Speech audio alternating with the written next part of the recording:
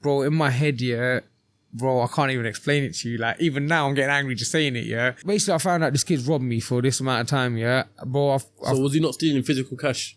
No. It wasn't saying, bro, this kid was too slack. Bro, this story is a whole, this could go deep, yeah. But basically, it came to a point where, just one little snippet of it, bro. This kid was so sly. When I needed money, yeah, like I was looking left, right, and center, like, because I didn't want to go bankrupt. Borrowed money from this person, that. I paid everyone back, bro. Don't get it twisted. I paid everyone back, yeah. But I even asked him. I was like, bro, like, this is how much. This was before I found out it was him. I said, bro, can you ask your parents, like, or your sister or anyone, like, I need $1,000 or $2,000 here. Can you get it? Bro, imagine my guy was bringing me my money to me, saying to me, yeah, I can get it, but I need a little bit of interest on it, and then taking it back. He's 16 years old, bro, at the time. Now, imagine when I found out, bearing in mind, as I said to you before, bro, like, we've done road, innit? Like, I was fuming, bro. Like, I had a lot.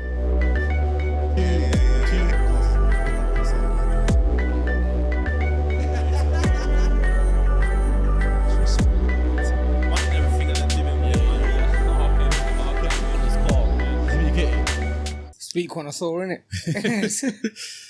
What is going on, guys? Welcome back to the CEOCAST. I'm your host, Raheem, and today I'm with someone very, very special. Someone that I'm proud to say is a friend and got the biggest sweet shop in London, if not the UK. Yeah, it's the best one. Celebrity corner shop. Yeah. My man, Mr. P's. How are you guys? You okay? Yeah, how you doing, bro? I'm good, bro. How are you? So for the people who don't know what Mr. P's corner shop is, tell him. Bro, basically we're Essex, largest growing, and I'd say hands down probably the best sweet shop around, bro. We've got everything you want from everything from America. We've started a few Australian lines now. We're hoping later down the line to add some other lines in. But yeah, we're just trying to focus on imported confectionery and bring you the best, something different, bro. Something different. But it is definitely something Very different. But why is it different? I mean, like, why corner shop? Why American sweet specifically? You know what it is, bro? I'll be honest with you. Like, so I grew up, I'm a Patel, so obviously we own corner shops my whole life. Everyone in my family had a corner shop, bro. Growing up, like, we had proper sugar snacks. Like, growing up, like, going to school, we'd get a Dr. Pepper with proper sugar in it. Yeah. Bro, I didn't realise till I got the American goods in that I had the Dr. Pepper, and I realised, wow, like, the UK's cut back a lot. Yeah. Like, the original taste is not there anymore. And I think that people in my generation especially they realise that. So that's why we get a lot of people my age in here as well, because it brings them back to being a kid, basically, bro. But it's just different in the aspect. You're getting the full flavour. It's different with the slush. Like, we've just added Jolly Rancher slush popping machines now. Well, I don't know anyone else that's doing them in Essex, for example. And Hershey's. Hershey's. Don't forget, look at this. Are you deep in this? Cookies and cream slush poppy. If you're around East London or if you're in UK, come here. Yeah, trust me. Come on. But stuff like that, bro. I mean, we try keeping it very different. We try keeping it as modern as, like, you know, new as, like, we get the newest products in. I try keeping ahead of everyone around me. Like, stuff like, even like little stuff like these, bro. Campinos, right? Yeah. Bro, they're one of the hardest products to get in the UK, bro. I've tried since I started. It took me a very long time, but I've got them, and right now, not many people have. Why is that? Why is it hard to get?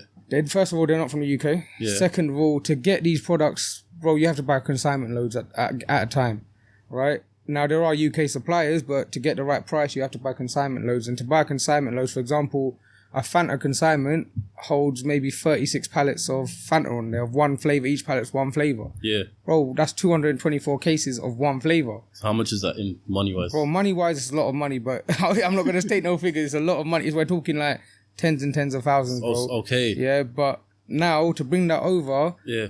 I'm not going to sell 36 pallets of one drink in just one shop. Yeah. So it gets broken down between a few shops and stuff.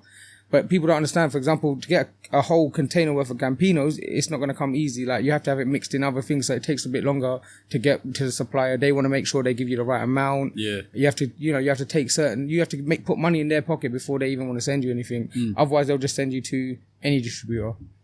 So go on. So we basically try getting as many products, like even the marble chocolate bar I've given you one day to try, bro. Which one? This one here, yeah? Now, I don't Marble know if you remember that as a kid. No, I'm not gonna lie, I don't. That chocolate bar was around when I was a kid. Now, that's a mix of white chocolate and milk chocolate, right? It looks like it's got a marble effect to it. It's quite cool, right? Yeah. Now, that I've not seen in the last, I'd probably say 10 years in this country. Well, you saw it as a kid? I saw it as a kid. Like, just every day? Every day I saw it. I used to get that probably in the morning on the way to school. Yeah. Right? I didn't see it for God. I forgot they even stopped, like, they made them. Making them, yeah. And we had a little email saying, you know, do you want a consignment of them? We got hold of them. And bro, I don't see anyone else with them around us right now. There's a few shops in the UK, don't get me wrong. I'm not saying I'm the only one. But in Essex, I wouldn't say many people have got hold of them. Nah, for real, man. I mean, you got a lot of stock here, and that brings me to a lot of stock, new shop. Bro, it had to be done. It had to be done. So this is going to come out on Sunday, and the launch was last weekend, basically. Well, firstly, let me tell you now, I'm so happy you was part of that launch. Yeah, man. I'm so happy you got to experience it as well. I was happy I was there as CEOCAST, I was there as RK Media, I was there as Raheem, bro. That's it. You wasn't there as a friend, you were there as family, bro. And you know, it is, even though obviously my job was there to record, I didn't feel like that was the job. I was there. I was proud to be part of it, be part of the action, witness. I'll put some shots of it right now. But the amount of people that turned up... It was a vibe, wasn't it? It was a vibe, proper vibe. And you wouldn't think... Like, people were probably driving past thinking, there's a launch for a corner shop. Why? Bro, I get people coming in, have you got Oyster card top up? Did you see what I'm saying? So, I still get it. People that obviously... That's the whole spin that we've given on it. Like, that even my branding, like, it's a Simpsons background, right? Now, when I thought about... I was speaking to my family, I was speaking to my missus for ages, talking to her about this idea, right? I found out that they kicked out Apu out of The Simpsons. Oh, so I don't know. Right? After years of watching him. He's the Asian one, isn't it? Yeah, he's the Asian one. After years of watching him now, they kicked him out. Yeah. You got vexed. I find this a bit stupid, bro. They were telling me that it was because of racism and, you know, he's got the Asian voice, you know, he's always got the Asian gods around. Why? You get me? I was thinking, bro, this man's been on TV for X amount of years. Yeah. I've grown up watching it. I found him funny, yeah? Just let's let it be kind of thing, right? So what I did was I thought, let me give it a spin. Like, he's out of it, you know, I'm the new age of Pooh, bro. Yeah. That's what we done. I even made myself yellow. Some people couldn't even talk about the racism later down the line. Like, I'm yellow, bro. You get me? So, but that's what we did. So we done the Simpsons background. The whole corner shop was, I'm not on a corner. Yeah. People look at it like, bro, he's not even on a corner. But that was the whole, I'm a Patel, Mr. P, you know. But you know what? Corner shop nowadays, I think it's just referred to as a sweet shop. That's or it, some bro. sort of Like, shop. I'm not being funny, but back when you're a kid now, when you go corner shop, that's a sweet shop, bro. Yeah, it's not necessarily on the corner. Exactly that. So this is where the name came from. This is where we gave it a little spin, gave it the whole modern concept of being like a corner shop owner, bro. Like, I'll be honest, like, some of my mates, some of my family friends have all gone and run family businesses afterwards. Yeah. And they hate it, bro. I had a shop myself, like when I was 22 years old. I hated it, bro. I was putting in 80... What, just a regular corner shop? So it was an off-license news agents, basically. Yeah. So it was just a pure news agents. At the time, bro, I come out of uni. I graduated with a degree in civil engineering, right? Now from there, I was never really interested in engineering. It was just something my dad did, my granddad did. So, you know, I didn't know what to do. Business came naturally. So I just thought, at that time, bro, I didn't know what to do in life. When I finished college, like sixth form, I didn't know what the next step in life was. It was just uni that was all that was planned kind of thing. Yeah. So let's go uni. So I went to uni. Was that because you were getting told to by your parents, or it was just what we knew, bro? Yeah, it was just what we knew. Is that that's what we grow up to do. You go school, you go college, you go uni, you get a job. Simple as that, right? Now, at the time I went uni, I did everything at uni. I had a lot of mates that went and owned corner shops afterwards. Now I came out of uni, I did a lot of events and stuff at uni. So I'll be honest with you, bro. I went to 15 lectures in probably 4 or 5 years of uni, bro. Yeah, and I'm not judging because I did the same bro. thing. I'll be honest with you. Like, uni wasn't my motive. My motive was money. Business, innit? It was business. Let me get money anyhow, bro. Yeah. So at the time, basically, I finished uni. I was doing events at uni. I was doing anything you could get money on at uni, bro. Like, anything I could do, I did. You became Mr. P's. Bro, not even at uni. No one even knew me as Mr. P's, bro. Everyone knew me as everything else but Mr. P. But no, Mr. P's is in money, innit? That's it, exactly that. Yeah, basically, yeah, true, yeah. So basically, after that, I finished uni. I came out of uni. I said to mum and dad, like, I want to open a bar, like a club. And I had a whole idea of, I don't know, back in the day, there was I don't know if you know Funky Browns. No. It was Ash Bar before that, right? What area? Hendon. Okay, right? No. Ash Bar was owned by a family friend of ours. Yeah. Their concept was amazing, bro. They had a club, a restaurant, and a shisha bar. If one thing's closed, the other thing's still making money, right? And that's what it's about, kind of thing. Like, it's something needs to bring money in, kind of thing, yeah? Regardless so that was of what season and anything, yeah. Anything, right? So that was my idea. I wanted to do that in East London. I wanted to have a restaurant, a bar, and a shisha venue all in one. So have you always been brought up in East London, yeah? Always so basically I was brought up in Woodford. I went to school in Chigwell. I went to school with a lot of the Towie lot. Which one? West Hatch. West Hatch. From there, I went. I'll be honest, bro. I was straight on the bus to Ilford. As soon as I found Ilford, it all went downhill a bit from there. To be honest with you, but from Ilford, obviously, I had the shop. My first shop was in East London. It was in Watney Market, Shadwell. Yeah. So, bro, I spent majority of my time there. I went Coventry University. I spent 5 years up north. So yeah, I've been around, bro. I've been quite a few different places. So yeah, coming back to that, bro, I did events. I wanted to open a club. So I don't know. Do you remember there was a Mecca Bingo in Chadwell Heath? No, bro. I think you're forgetting. I'm 22. No, 23. No, Mecca Bingo's, bro. It's been there for a year. Wait, where? Chadwell Heath. Joe, the Kia garage. Is that near Sainsbury's? So coming towards Romford, Yeah. Joe, you got the Kia garage. Yeah. And next to that, you got a block of flats now, yeah? Yeah. And then you've got KFC and all that coming. Yeah. So basically, that block of flats used to be called Rendezvous. Okay. Right? Yeah. It used to be a nightclub, and I bidded for that nightclub, yeah? This was about when I was 2004, maybe 2012, yeah? So I was 22 years old. And the idea was, this is what I want to do, kind of thing. So we sat down with the owner. At the time, breweries were closing. We got a really good deal on the venue, this, that, and the other. But the lease was only for 3 years. Now, the price I was paying was 250,000, right? That was the book price, yeah. I managed to, bro, I'll be honest with you, I was so business-minded that even at that age, I managed to get a loan from the bank, from Lloyd's TSB at the time. Sat down with a bank manager at 22 years old, gave him my business plan. I did my business plan in 6 hours. No, this was the next business plan. So I did that business plan, gave it to him. He approved my loan, said he believes in me. We took it from there. 250 grand. For £250,000, bro. I was 22 years old, yeah? Yeah. All right, so I've got this loan. I've gone to the owner of the club, and at that point, the lease had 3 years remaining on it. Yeah. I wanted the lease to be renewed into my name for a longer X amount of years, kind of thing, right? He wouldn't give me that in writing. The reason was, no, it's renewable, but in my name, but that gets passed on to you. Bro, that wasn't good enough for me. I was too young to take that risk, yeah? Because in 3 years, I was not going to make £250,000 profit. No way, yeah. Yeah? So it was just me jumping into a whole kind of thing. And I did my research. I found that breweries were closing. Breweries were potentially selling their leases, selling their freeholds to become flats and that. And that's exactly what's happened. If you look at that venue now, it's a block of flats. Yeah. I would have lost my lease, and that's what would have happened. So that was probably the plan anyway. The best thing that could have happened at the time, bro. So at the time, I had, I was itching. I had a business plan. I had everything ready to go. And my mum and dad were selling their business at the time for them to semi-retire, for me to carry on doing what I was doing, kind of thing, because they didn't need to work. The only reason they were working was to support us. So basically, I said to mum and dad, look, you're selling your shop. I know everything about this shop. Let me take the money, not 250,000. Let me take what I need. Whatever you're selling it for. Let me take over and get involved in the shop. Yeah. So, bro, I took the money. Mum and dad obviously they didn't give the shop to me at like asking price. They helped me out here wherever they could. Obviously, I took the shop over. I revamped the whole shop like an idiot, bro. I'll be honest with you. The biggest, stupidest move I've ever made in my shop live. Yeah. My mum and dad had a really dark, dingy kind of shop, but packed out with stock. Like there was stock the proper corner shops, but it was dark and dingy. Counter right at the back. You got to take a bloody 100-meter run to get to the counter at the back, kind of thing. Yeah. And I hated it, bro. I hated going there as a kid because it just wasn't. I want everything to look like this, like new, everything brand spanking, in place and modern kind of thing, right?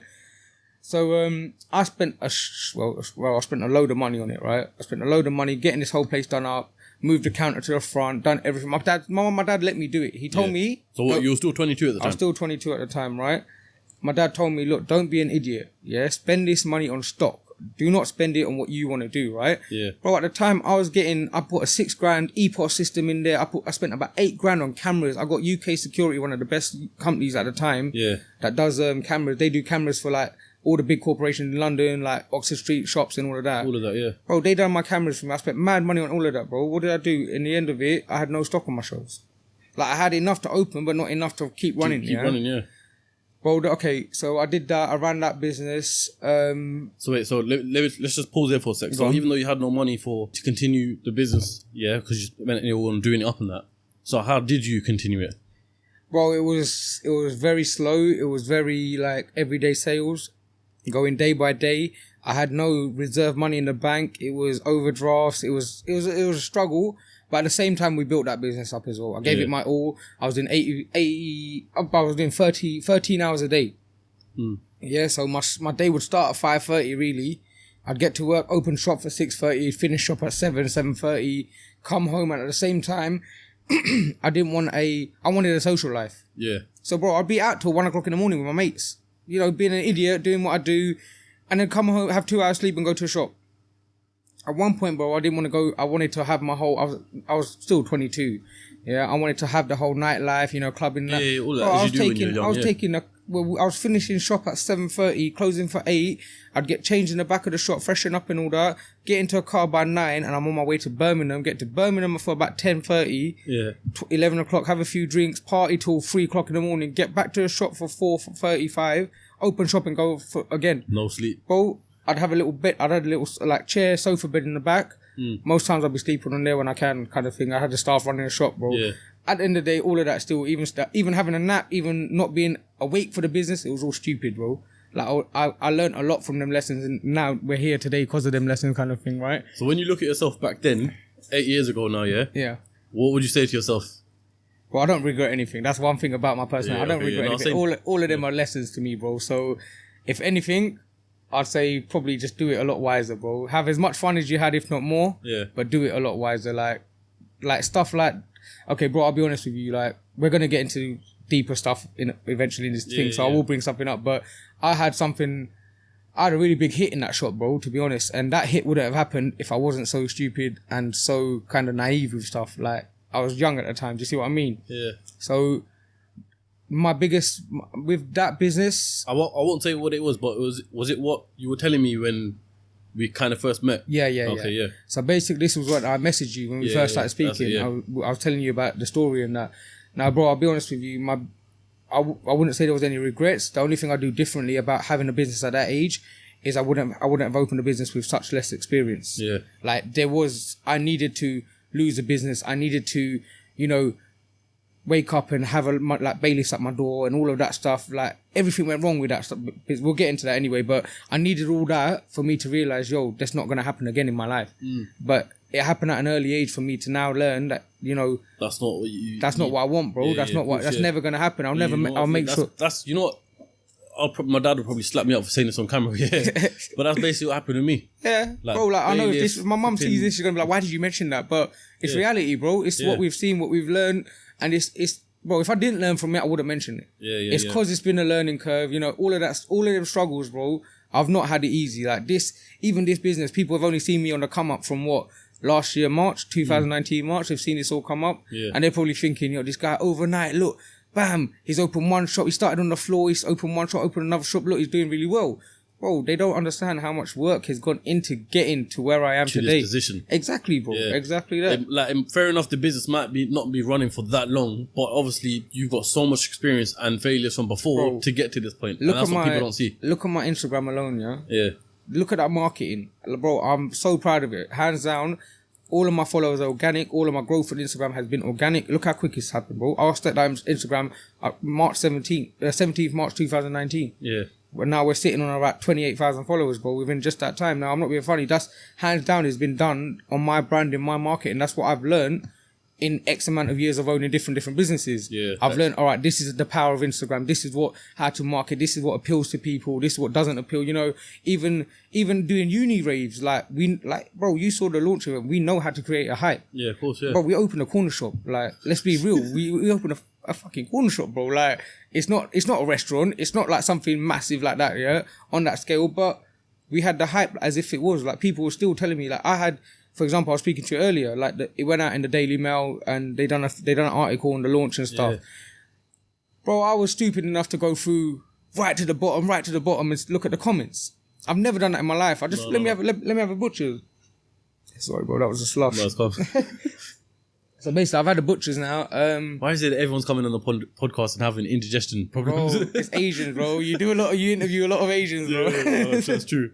Well, yeah, so carry on. So basically, I read the comments and people were like, is this really happening for a corner shop? Like, who does he think he is or what's going on? Like, it's a corner shop. But, bro, till they don't come here and experience not just the shop, but the vibe in the shop, bro, the music, the lights, our customer service, no one's going to know what we're really doing here. Like, it's not just a shop, bro. I've had shops. This is not just a shop, bro. This is a brand. It's not a shop. Anyone who comes here or who has been here, you know that it's not just your average off license when you come here. This is actually a different league in this industry.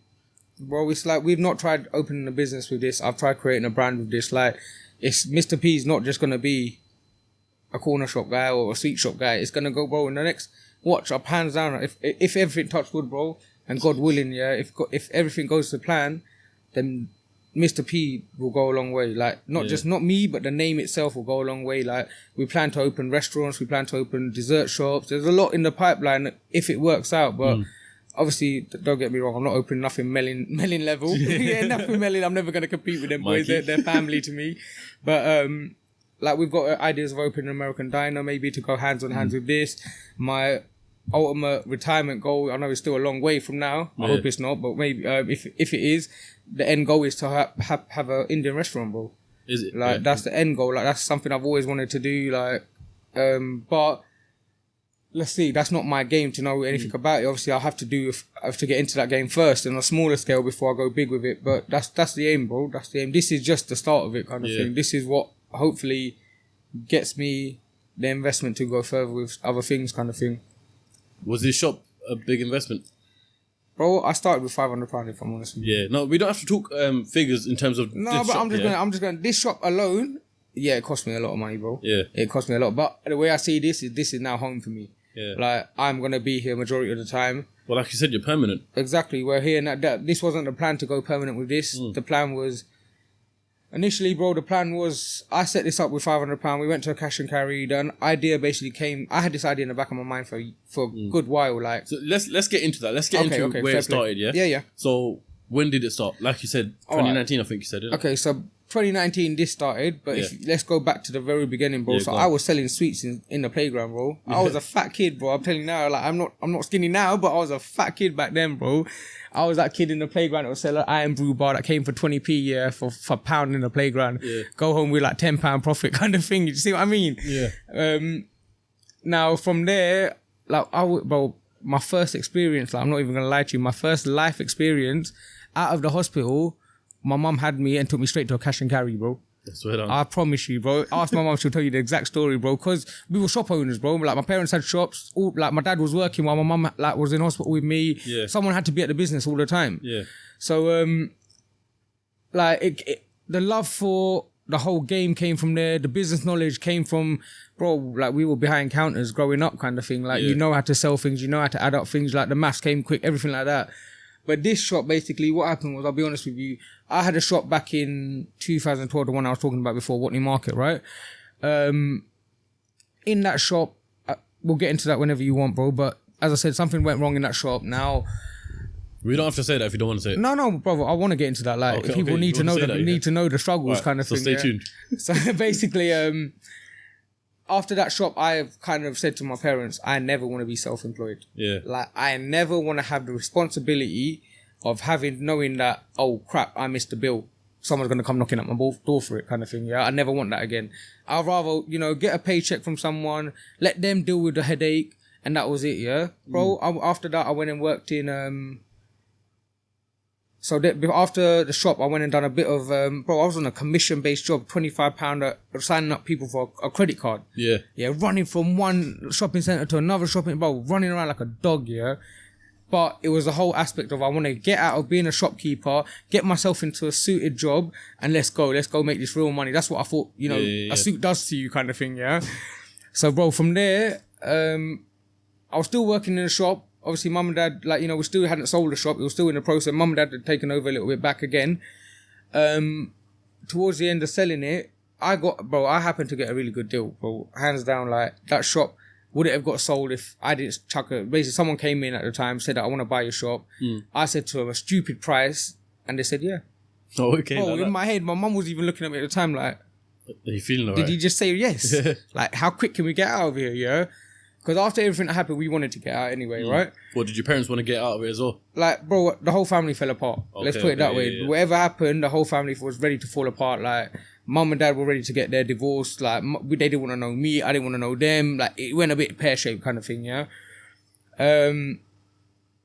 So basically, after that, I said I didn't want to do anything. I started working. After we sold the shop, I went and... Do you see the Audi opposite? I don't know if you saw the Audi. Yeah. I went and worked for Audi for a bit. So after training for Audi, I became an assistant manager.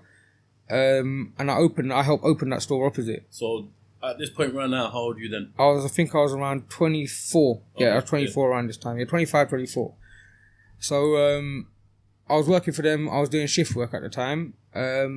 Bro, it was a nightmare, bro. Even that, like, I was like, when am I going to get a break? For example, I've always been that guy that's late to a party. You know, I'm never on time. I'm always like lagging behind work kind of thing. It's always work kind of thing, right? Then when I started working there, I was doing some mad shifts. Like the morning shifts were, I was up at 4 sometimes, up at 5 sometimes. I'd finish in the afternoon. But then there's no, when do you, like, you're tired, bro. At 4 o'clock you finish. You want to come home, have a bit of sleep. But then you want to get up and have dinner with your family and stuff. So it's not easy, right?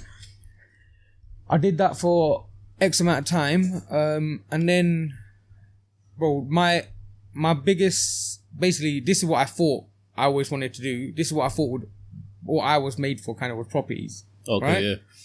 Estate agent, I wanted to own loads of properties everywhere, build them up, do them up, sell them, kind of, you know, that's what everyone this is what we were talking about as well, yeah. This is what everyone, that's the end goal for everyone, kind of thing. Like, easy money is properties, kind of thing. And it's not easy to get a property, but once you get it, put it on rent, once you're on the ladder, you're on the ladder. You're on the ladder, bro. You can do a lot of things with assets, kind of thing, right? So, I've basically, we had a foreign investor who was, well, this is a mad story, right? My dad spoke to his friend after 37 years of knowing each other. Like, they happened to just randomly speak on the phone, get each other's numbers. They were school friends. They started talking between each other and were like, oh, what do you do? They're into properties, my dad's friends, right? Yeah. They've got estate agencies and that. So then they were like, what do you do? What does your son do? So, my dad said, oh, my son's always wanted to be into property. So if you have anything going, let me know. My dad's friend turned around and been like, yeah, there is a foreign investor that's looking for someone that he can trust to run an estate agency. Yeah. So my dad gave him a bit of background about me. You know, he's got X amount of staff he's running in Audi. He does these shifts. You know, he's been working for it. The guy said, look, if he can do that, he can run an estate agency. So we met the foreign investor. Bro, hands down, that man taught me a lot in life, right? He's a foreign investor. Yeah, he's a man of many powers. I'll be honest with you, he's one of Malaysia's ex-best lawyers, right? So he's taught me a lot about life in general, right? I've sat and had dinner with the Prime Minister of Malaysia. Like, you know, it's been mad, bro. That life was a whole different life compared to this, right? I met some very, very powerful people. But basically, in that job, he headhunted us, he trained us, he invested his money into us, and we opened an estate agency in Westminster. I was in Millbank Tower, bro. Yeah. Yeah. Like, I was getting off at Westminster Station, Parliament Square, like Parliament House in front of me. In the main part of London, I felt like, yo, I'm the dog's bollocks, bro. Man got a 3-piece suit on going to work kind of thing. Yeah. But I did that for X amount of time, right? So what sort of houses were you selling then? So we were doing anything from normal houses. I think one of our most expensive properties we had at the time was 40 million. We had a 22 million pound penthouse we were selling. Yeah. So it was high-end property. But bro, I'm not saying, don't get me wrong, just because the property is on your books, it doesn't mean you're selling them. Yeah. Like, we were in we started that business during the start of the credit crunch, right? So 2008. No. The recession, sorry. Oh, yeah. So that was like 2014, maybe something like that, like not too long ago, right? Now, that business was, bro, no one bought properties at that time, yeah? Everything that was being bought from foreign investors was outside London. Like, they realised, okay, cool, you can buy a house in East Ham, for example, you can buy 3 houses for £1 million and make the same rent you're making off one property in Westminster, like a normal 1-bedroom apartment. Yeah. So people were doing that instead? Exactly, at the time. So, and it was a wise thing to do. So we started sourcing properties. Now, when you source properties, bro, you're not getting what you want. Right? You're getting 1%, 2%. You're not getting exactly what you want, right? I did that for X amount of years. You know, I lived a really good lifestyle. Like, every day eating out, big restaurants, you know, I was in liberal clubs, like clubs that people paid big membership to be in, kind of thing. So was it paying well, or was it kind of just the lifestyle that you were attracted to? It was more the lifestyle and the hope of getting paid well. Okay. Right? And obviously, I was a general manager for this business as well, so I wasn't on like no bottom post. I was quite high up there, kind of thing. Yeah. So if sales were coming in, you're getting overnight, kind of, we're changing lifestyles overnight, kind of thing, right? Yeah. Bro, I remember sitting there with my business partner at the time. We're sitting there thinking, yo, bro, we sell this one property. The company's getting 4 million profit. We're taking like 400,000 home in commission and stuff, or even like whatever, 40 grand, whatever it was. Yeah. I think that's big commission, bro. Like that's mad. That's commission on the level. Yeah. Our office office was on Edgware Road, opposite Marouche. Yeah. Bro, even then, again, like, at the time, bro, I'll be honest, the foreign investor, he was from a different mindset than us. Yeah, he was a lawyer. You know, he didn't need to market his business, right? We're all about marketing, especially this day and age. You need to market a business, right? Yeah. He didn't really see the return on investment on marketing at the time. We had the website, we had whatever we needed. It was working. That's it. We had all the portals that we need. What more do you need? Well, there's a lot more you need, right? Okay, so eventually I set this up on the side thinking that, okay, commission's not coming in. So this was 2019 now, right? This come back to your initial question. How did we set this up? So 2019 March. In the back of my head for a while, I had this idea, you know. So was the estate agent still running? Still running, yeah. So in the back of my mind, I had this idea, you know, I want to do American candy.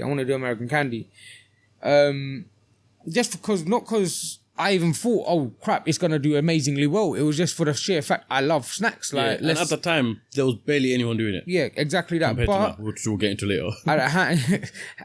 I saw a few people doing it up north. Like, as I had the idea, it's like, do you know how, sometimes, you know how you feel like Instagram's listening to you? Yeah, you have something, it pops up. All the time. Oh, I was thinking about A7 the other day, and S7, sorry, Audi S7.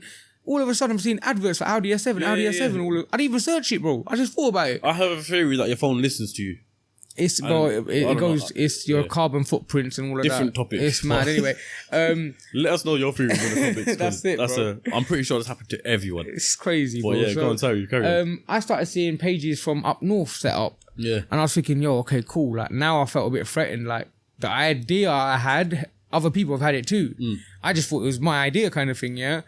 Then I started seeing other people do it, and then I followed, I'm not going to mention who, but he knows who he is, a very good guy to me. I followed his journey, like, throughout, and I was telling my missus at the time, I was like, look what's happening. What, another candy guy, basically? Another candy guy. He's a very good friend of mine now. Yeah. We work together, everything now, yeah. But I was like, look, like, the idea I had, if I started this could have been me. So, bro, one day I woke up, like, I remember it was a Sunday. I woke up and I was like, look, I'm done. Like, I've got £500 spare on the time in the account. And bro, let me tell you now, right? From the first business I had, it took me now to get to even having a bit of a saving pot or anything like that, right? So that £500 for me was like, yo, okay, I've got a bit of excess money that I don't need to worry about ever. If it goes wrong, it goes wrong. Let's go. Yeah. Me and my missus got to one of the suppliers I knew in the UK at the time. I bought, bro, I'll be honest with you, even Ricky will tell you this as well, Ricky Raymond, right? He came round, he still laughs about it. I bought 1 case of each flavour of Fanta. I bought, 1 case, like now you see 3-4 cases on the shelf. I bought 1 case of everything, right? That I needed to buy. I spent £500, set that up, put it on my floor. Literally, I spreaded it all out. Like, on your floor where? Like, I had a log cabin on the side of my house. Okay, my dad had built me just like to chill with my boys and stuff. You know? So I was like, look, I can use a bit of this space. It's just free space. So we've used the space now. I've laid it on the floor, taken a few pictures. Literally, but all I did was pick up each product, put it on portrait mode on my phone and start snapping, snap, yeah? Yeah. Okay, so now I've gone that night, put it up on Instagram, and bro, I'll be honest, that's where the branding came from. Just portrait mode on my phone, right? Yeah. And the background I had, it was just like, wow, like it just all went hand in hand, right? Everything looked colourful. It was like, bro, I'll be honest with this business in a way, it was a blessing from God. Everything that I've planned and done, God's just kind of given me them ideas. He's like, do you know what? Do this. It's going to work. And everything, hands down, touch wood, has worked. You get me? So we had the idea, done the branding, let the logo out, put the snacks up. Bro, what? The followers started growing from the very first day. I promise you now, since 2019, that Sunday, bro, it's not one day has gone by where I've not sold a packet or something out of it. Whether, even if I've been closed, something has been sold from here. So even back then in 2019, was it hard to get sales, like when you first started up? Well, as soon as I put it up on Instagram, bro, I had sales the very next day. Oh, like that? It was like it was something that people saw, they wanted kind of thing. I don't know if it appeals to everyone. Yeah. It appeals to, if you've been in America, like Cheetos, exactly. If you put Cheetos up, bro, people your best friend all of a sudden, because they're so hard to get hold of sometimes. Yeah. So, I've never been in America, so I don't know half these snacks, but I know that you can't get these snacks if I'm here. honest with you, I've been in America once. Yeah. I've been in America once, but we'd had a taste of it because even back there in America, our families own shops or motels or whatever it was. Like, so if they come over, they bring you like them roll up things and all them gusher things and all that. They bring you those, and you think, oh, this is proper sweets. So yeah, basically we set the Instagram up, and then from there, you know, I was still doing the estate agency. So I'd come home every day, I'd take the orders, I'd finish work. Obviously I was getting trains or driving at the time. I'd come home, wrap up the deliveries if they were bagged, boxed, whatever they were. And then from there, every bit of money I had, bro, I invested back into that, right? Every bit of money that came from this anyway, right? Yeah. And at the same time, where I was working, I had another wage coming in. Now with, like, as it got bigger, you know, we got more stock in. I started reaching out, just, you know, here and there to a few celebrities, wherever I could, through Instagram. Even like, stuff like Ricky, I went to school, like I mentioned Ricky again, he's a very good friend of ours, right? I went to school with Ricky. Now when Ricky came to see me, the first hamper or whatever I gave him was free, right? Because I was giving out the love of our friendship and everything. I knew he'd do me a post and this, that and the other. Bro, back then, that wasn't free for me though. No, like, of course not. No. I would put money in from my own wages and pay back into the tab, right? Yeah. So that money was still back into the business. Even if my mum, my dad, my missus, my sister, anyone took something from my shelf in next door, I had to pay for it. Yeah. I don't care. Like I was tight as anything, bro, because I learned from the previous business, the money needs to go back into the business for it to succeed, right? Every penny pumped back into the business, right? So that's what I did, right? Within X amount of time, stocks got better. My father-in-law was closing. Their shop was getting renovated or something, so he had a load of shelving left. Literally, I didn't even know I needed it. This is what I'm saying about God. Like, God has given me everything with this one, right? Yeah. I didn't even know in my head that I'm going to need shelving, right? He put the shelving in. I went to get restocked the next day, and bro, all the shelves were full all of a sudden. In his shop? In the side room, we'd put all shelves now. Yeah. Okay, so you just took the shelves from there? Yeah, brought them home. He goes to me, look, use them. You're going to need them at one point. Yeah. I said, yeah, put them in there. I'm not going to need them anytime soon. You know, we're still set up, like small setup kind of thing. Bro, within the next re-up, I filled up all them, started filling up the shelves slowly. I still remember it. I've got pictures like me on, like my Mr. P's hoodie, like putting one thing, making it all look nice. You're going to have to send me them pictures later. Bro, I will do. But like stuff like this, I've got now if you look at my shelves, I've got stock back, forward, in this bit, storage, everywhere around me now. Yeah. But back then, that's all I had, right? Pumped every bit of money into that. And then I was still doing the estate agency till this year, February, right? So bear in mind, I'm still working 2 jobs, yeah? Saturday, Sunday, I still working this. Come November, I think October time, one of my very good friends, Chand, he basically came up to me and was like, look, my friend Vishal, who owns Hunters next door, he's a landlord, they were like, he's got a premises on the high street, do you want to open a shop? And at the time I first started, Romford Recorder had got hold of the business through Facebook. Yeah. And they'd reached out to me to do an article. And in that article I'd put, with no thoughts about it, they asked me, would you ever open a shop? And I just said, yeah, if there was a property available on the high street, maybe potentially one day we will. Bro, this was 8 months later, I'm getting offered a property on the high street, yeah? And I turned around to my family, I said, I'm not doing it. They were like, why? This is now October last year? This is October last year, and I'm talking about the premises next door, right? Yeah. So that, bro, I got offered that place. I was like, I'm not doing it. Overheads, this, that, and yeah. I've done business. It's just not how before that, you had the van, didn't you? I had the van, yeah. So basically, what I was doing before that was I started with no van. Started with using the normal car. Was doing deliveries. Come 3-4 months into doing deliveries, I wanted some kind of business presence on the road. Yeah. I didn't want to shop, but I wanted some kind of business presence. That was the van. Yeah, and if anyone's seen the van, it's branded up properly. Like, it looks sick. You can't not know that it's Mr. P's van. See, with that van, bro, the initial idea was to be at car meets, be at car shows. I feel like you'll never get rid of that van. Okay, no. Let me rephrase that. You'll get rid of the van, but the branding will stay on a course of some sort. That's it, bro. That's it. So, to be fair, okay, with that van, bro, I spoke to a very, very good friend of mine, like brother, bro, if anything. I spoke to my friend Bully, and Bully he's quite known in the car scene, car industry. And even this, bro, yeah, he was here, yeah. Which one? Bully, he came with the white Audi, the RS3, yeah. Cool, yeah. So, shout out to yourself. That's it, my bro. Even that relationship, bro, with him, another thing, like, it was God-given kind of thing, right? So I met Bully through the car. He was car detailing at the time, right? And he came to wash my car for a recommendation from someone else, right? I remember him telling me on Saturday. That's it, right? Yeah. So, he came round. He'll even tell you, bro, he saw the setup in the side room. You know, it was very small at the time, right? Now, that relationship there, bro, it's grown massively now, yeah? He found me that van. Yeah. Yeah, so big up Bully, right? He found me that van. I happened to say to him one day when he was washing the car, I was like, Bully, do you know what, bro? I want a van. If you happen to find a caddy, I want a caddy. If you happen to find it red, it has to be red. I don't mind the red van. Like, that's what I was giving him all the spec. You know, and then once I get it, I want to do R32 conversion. I want to drop it. I want to do remap it, bro. 3 days later, You found one. he found exactly what I asked him for. Yeah. This is what I'm saying about God, like, it just put it, like, in place, yeah? He found something that I wanted. It was on eBay. Bro, I was trying to get hold of this guy for God. I don't know what was going on, but I was trying to get hold of this guy for X amount of time. I thought I wasn't going to get it. I stayed on it. Luckily, this guy that sold the van lived 5 minutes, 10 minutes away from me, bro. I swear. Like, it was crazy. Like, it was just like, how could this get any better? When he saw the van, took Bully with me, checked the van out, everything checked out. The van was mine within days, right? Yeah. But I went to Birmingham to get it branded, and that was my presence now. That was my business kind of thing. Yeah. That was all I wanted, and that was all I thought it was how far it was gonna go. The aim was to be at car meets, this, that, and the other. Then after the van, I invested in I don't know if you saw, do you know on the launch I had a branded tent, like a gazebo, yeah.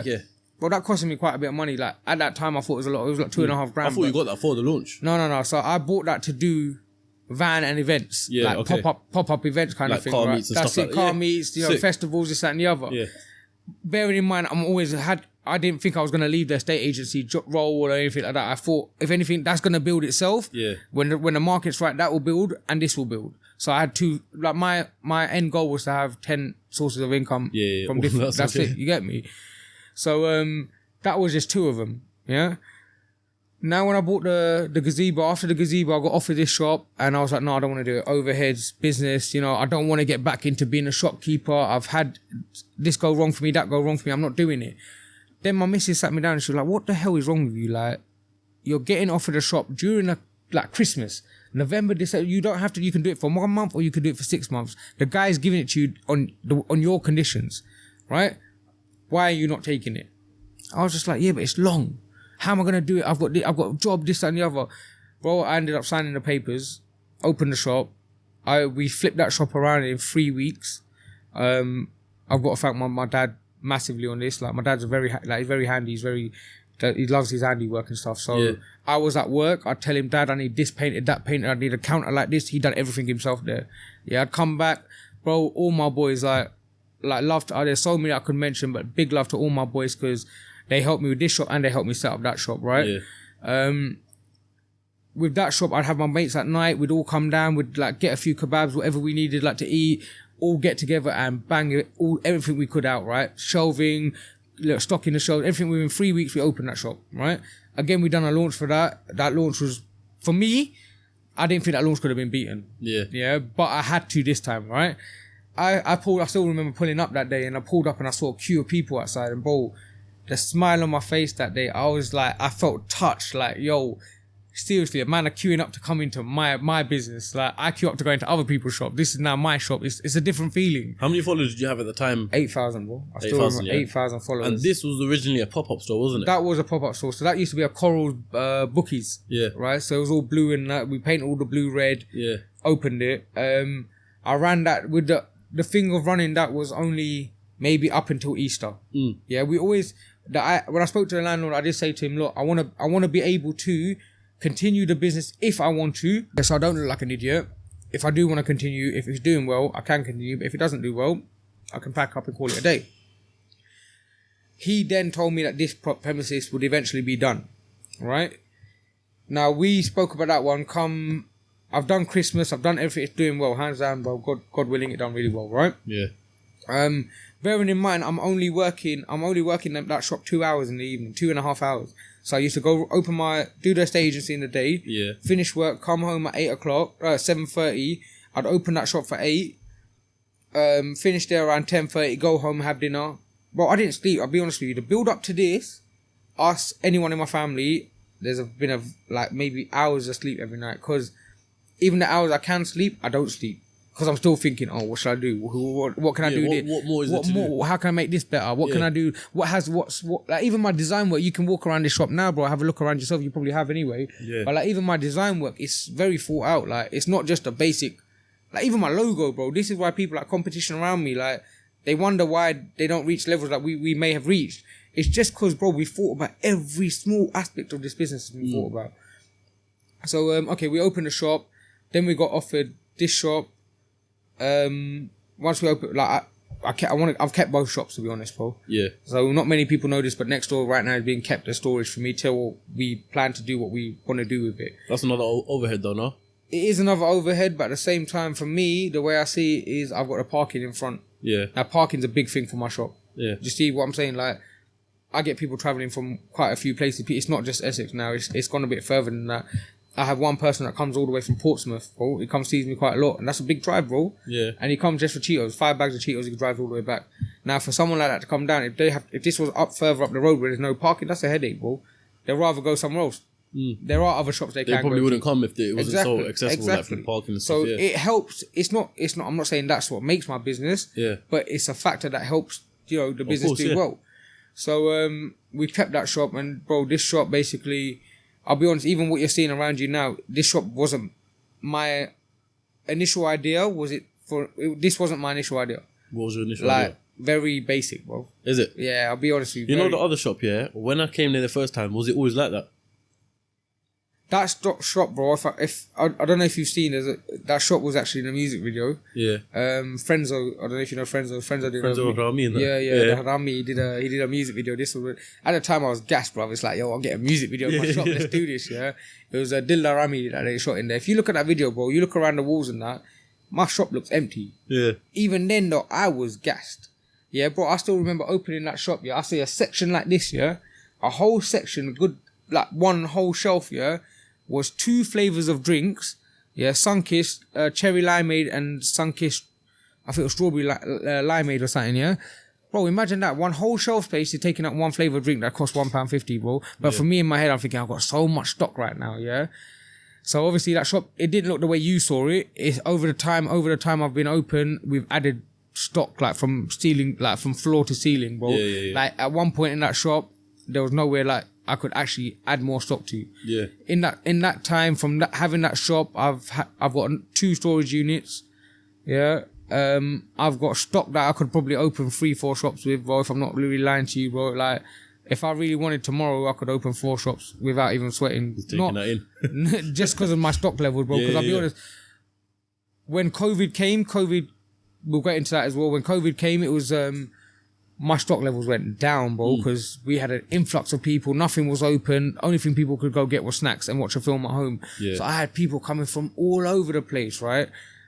Bro, I never, after seeing my shop, from seeing it gradually grow in stock, I'd seen it go empty again, and that hurt my heart, bro. I'm not gonna lie to you. In my heart, I felt, bro, where's all my, like, why are my shelves empty? Like, I can see the wood panel now on my shelves, which I haven't seen in a good 2-3 months kind of thing. So, I started stockpiling, bro. If I'm honest with you, I started stockpiling. I made sure I'm never gonna not have stock on my shelf. Like, I don't want to ever see that ever happen to me. I'm sure it's imported goods. It may happen to me. Like, there might be a point where shipments don't come over, shipments get held, whatever it is. It might be the case, but for as long as I can hold out on that happening, I will. So that's what we did, bro. We stockpiled, and now this shop, like, bro, it's been packed. Like, every bit of range you can potentially want or think about is here. So let's talk about that. What made you decide for that transition between that shop and now this shop? That shop, bro, okay, like, why did you think it's time to move? So basically, not something else, but better. It wasn't that. It was basically this shop was available.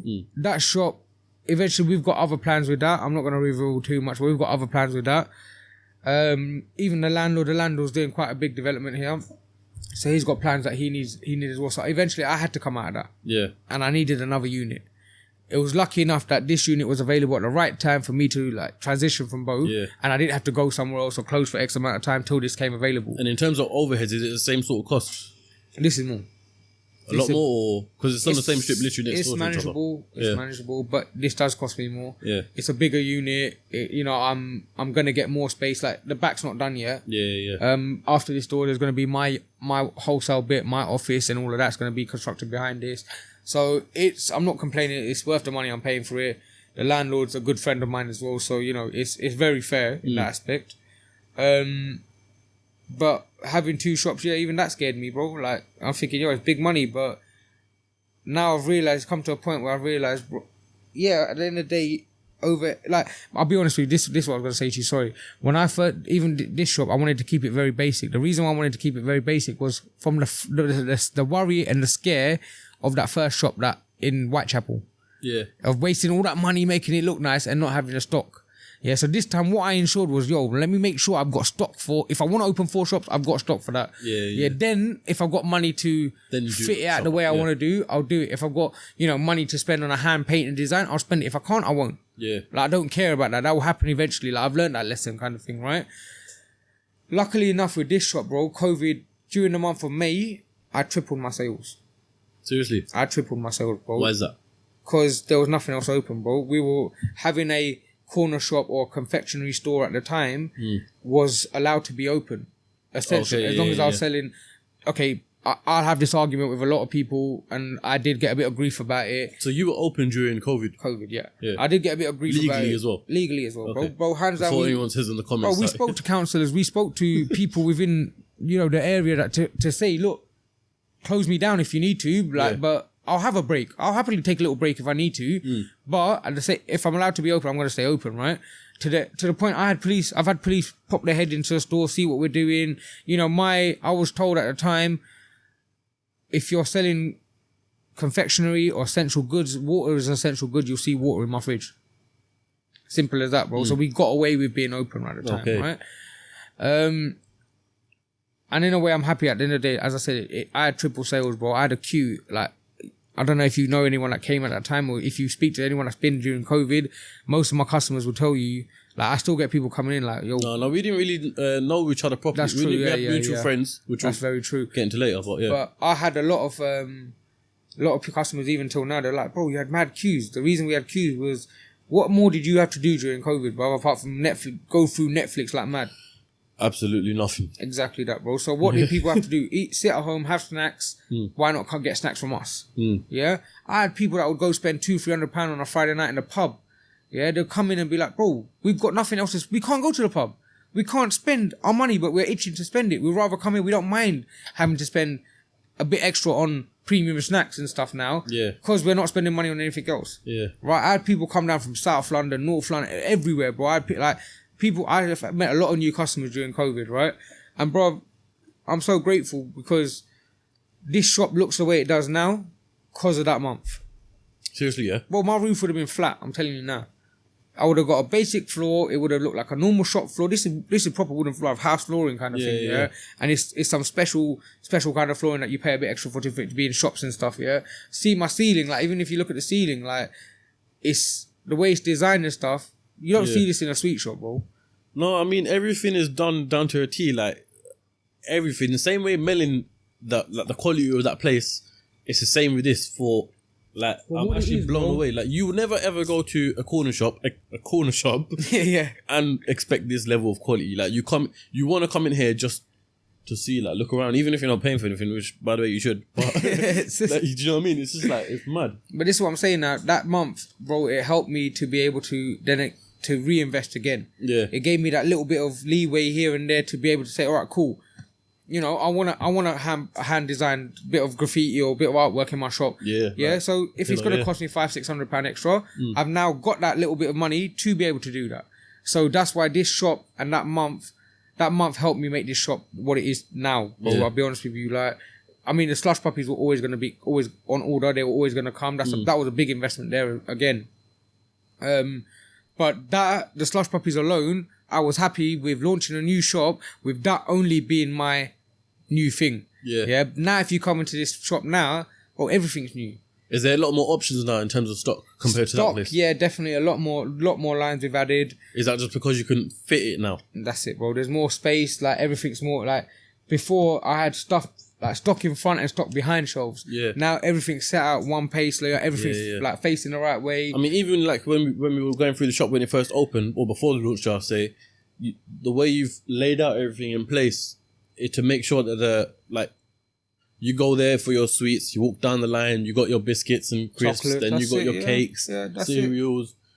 Everything is thought out properly. Even when I we designed this shop and everything, COVID had happened. We wanted, now for me, bro, COVID is not just now. COVID's gonna wake a lot of people up to general hygiene. Yeah. I want that general hygiene within my shop at all times. Yeah. Not just for the sake of the stock and food and all of that, but the sake of me and my staff kind of thing as well, right? We now, even when COVID's gone, even when all regulations are over, even when they say you can pack the shops out as much as you want, this shop's never going to be packed like that. Yeah, this shop will always be monitored. So would you still only have 2 customers at a time? No. So this is what I'm saying. With the layout of this shop, we've made it so we can fit more customers in, but it's a one-way system. Yeah. You come in from that way, you go around, you see every item as you go down. Yeah. You go to the drinks, you go to the cake slices, make your payment and get your slush and leave if you want. Yeah, right? and I'm telling you, it works here because on the launch, just before I was leaving, I came to get my family some snacks and that. Yeah. Went down that way, so that's nice. Yeah, cool. Yeah. Walk down more. That's nice. By the time you get to the drinks, by the time you come here, I spent like 30 quid, and I was like, oh, okay. So this is the thing with this game, bro. I've also over the years, I've been into retail. I've been doing this for years, bro. It's impulse buy.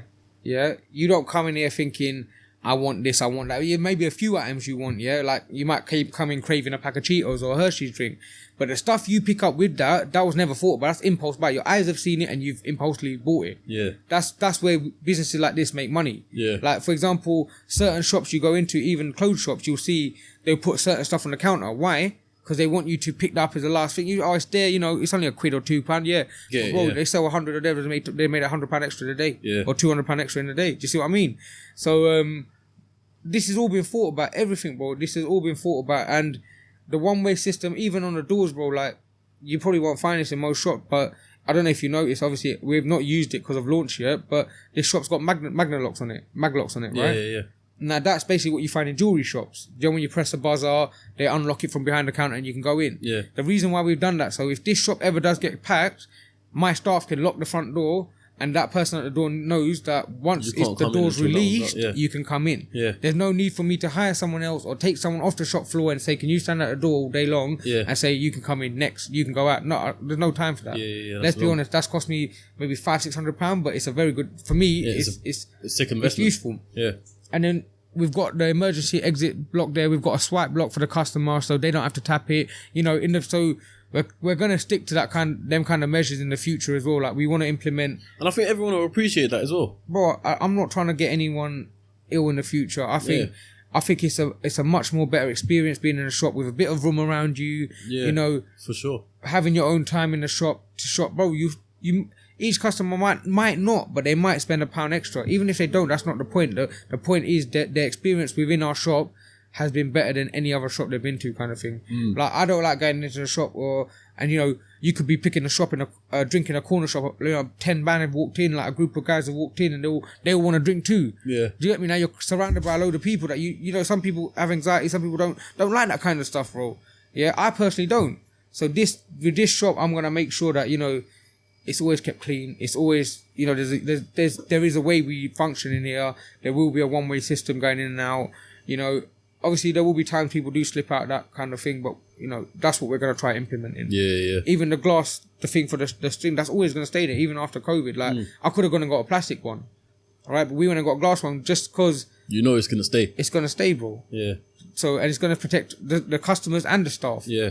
So, in that aspect, I want to keep it going the way it is at the moment, bro. And this is the way you said it to me when we were talking about it as well. You wanted a business that's recession-proof, innit? Bro, with this business, as I said, when I say I thought about everything, it's not just my products, bro. It goes deeper than that, right? So having the estate agency, having sat in the office like for a good 2, maybe 3 years every day, like thinking, why is this not working? What more can we do? What more can we do? I come to realize when I had the shop, the first shop I had was during the credit crunch. Yeah.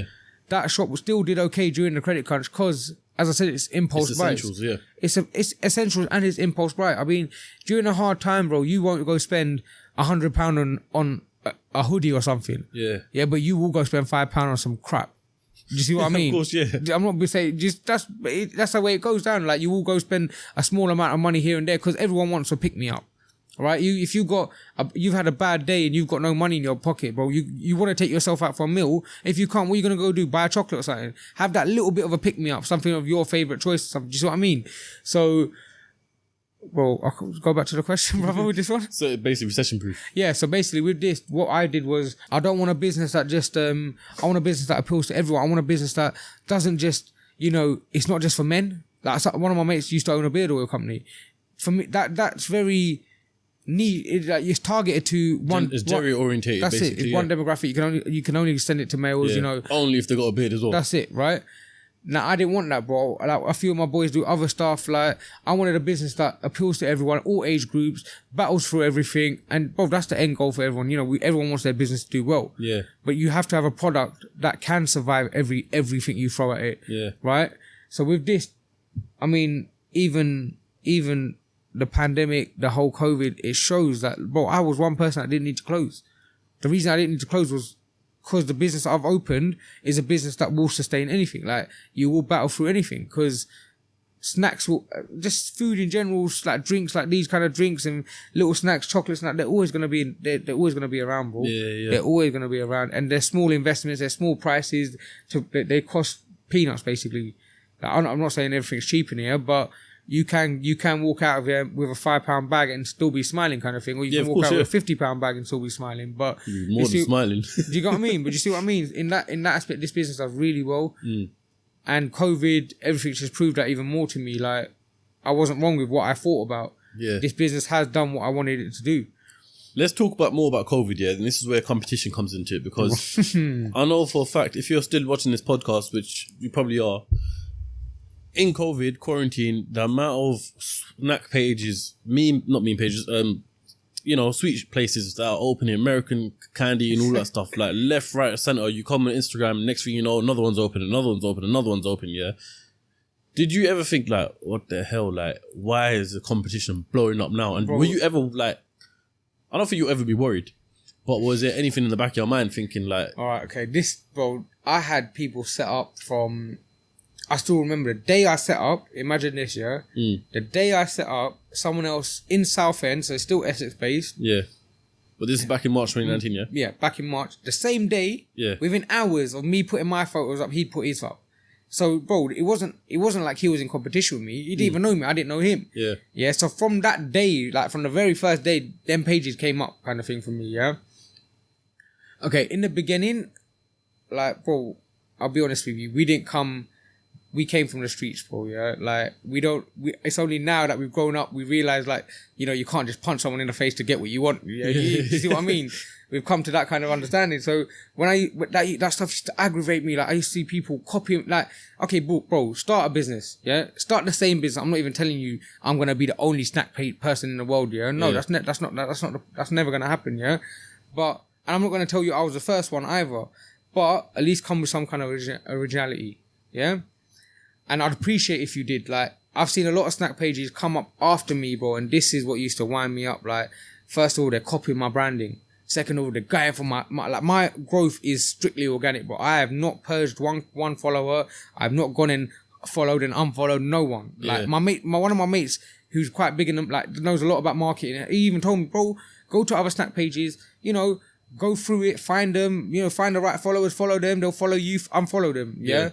I said, no, bruv, because what I want to do is, whether it's 5,000 people, whether it's 500 people, whether it's 5 people, bro, yeah, I want to know that them people have followed me of their own accord, and they are my customers. That's my customer base, yeah? Eventually, I thought if I need to, I will, but I've never had to. So you can safely say that all 28,000 people that follow you are your customer base. You haven't gone out your way. 100%, bro. Yeah. Bro, and I think this is why people appreciate what we've done a lot, because it has been organic. Nothing has... I've not gone out there and hunted down like followers, bro. I've just done what I've been doing, kind of thing, and people have appreciated it, kind of thing. But I saw a lot of pages set up during COVID.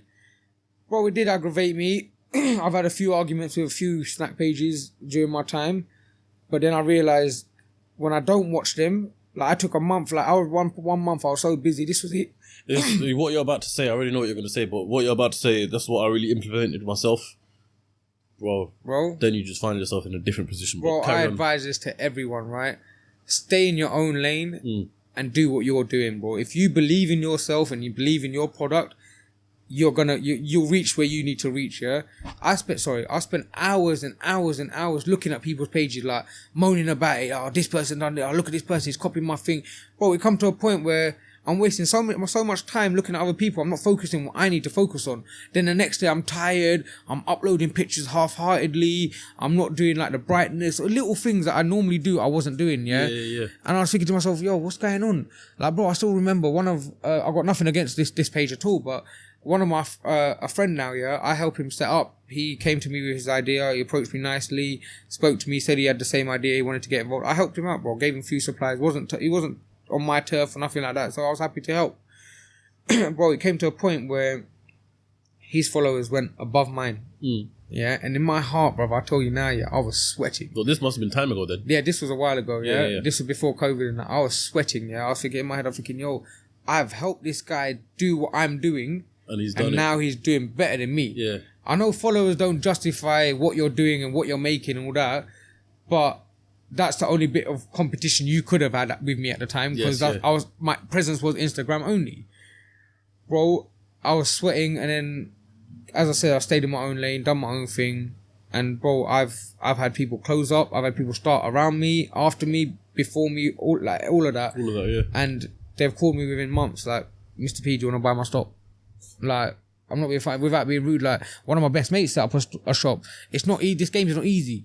Like, people think, yeah, even COVID, like, this is the thing. Around COVID, everyone like, quick money, we're sitting at home, what do? Let's go buy a few snacks and make a few hampers. It doesn't look that hard.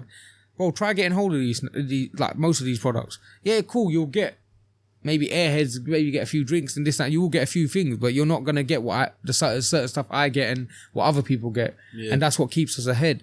And then on top of that, bro, the reason why I've done so well with this is because of my shop business mind frame kind of thing. I know consistency is key, right? So if for example, I know the first time I got offered Cheetos by someone, right, I got offered a few boxes. The boxes went and I was out of stock. Yeah, and I don't like being out of stock or something that sells, in it, because that for me is, so if you come in at me asking for Cheetos and I don't have them, in my head I've just lost £5. Yeah. Like, how many times a day can I lose that £5? So what I learned to do was, fine, if I can get hold of them, I'm gonna get hold of shitloads of them. Yeah, and I'm gonna keep them, bro. I'll keep them. I'll have them for months and months and months till they're in date, obviously, and keep feeding my shops. So I'm feeding my customers, so I'm not out of stock. Yeah. Right. So during COVID, obviously, we see all these businesses set up. Because don't get me wrong, as a customer as well, obviously, if I didn't know you and I come on as a random customer and you got a packet of Cheetos, I'm going to go follow the next meme. Why do I keep saying meme page? The next sweet page and be like, yo, you got Cheetos. They come as quickly as meme pages. That's why, bro. Do you see what I mean? Yeah, you will, bro. You will. And then that's when you kind of realize, wait, why is his price? When I say, bro, I'm like, people don't understand. When they come in sometimes, yeah, no disrespect to anyone's mother out there or any mothers out there, yeah? And I understand it. I completely understand. I'll never knock it, yeah? But certain mothers, certain family members will come in and pick up a pack of Cheetos and be like, £5 for a pack of crisps. I'm not paying that. Yeah, and I get it. Like, I'm not even complaining. Like, I understand that is an expensive price for a pack of crisps. But I also understand you're not going to find it cheaper than that. You might find it for £4, but you're not going to find it much cheaper than what I'm selling it for, right? Because that same packet in Central London goes for £10. So done. Do you see what I mean? Like, you Kingdom of Sweets, you go to Kingdom of Sweets, bro. Yeah. That packet right now is £10 on their shelves. Okay. Bro, I went in there during half term, yeah, and I felt so bad, bruv, yeah. There were little butcher, yeah, shopping, and little kids and that, yeah.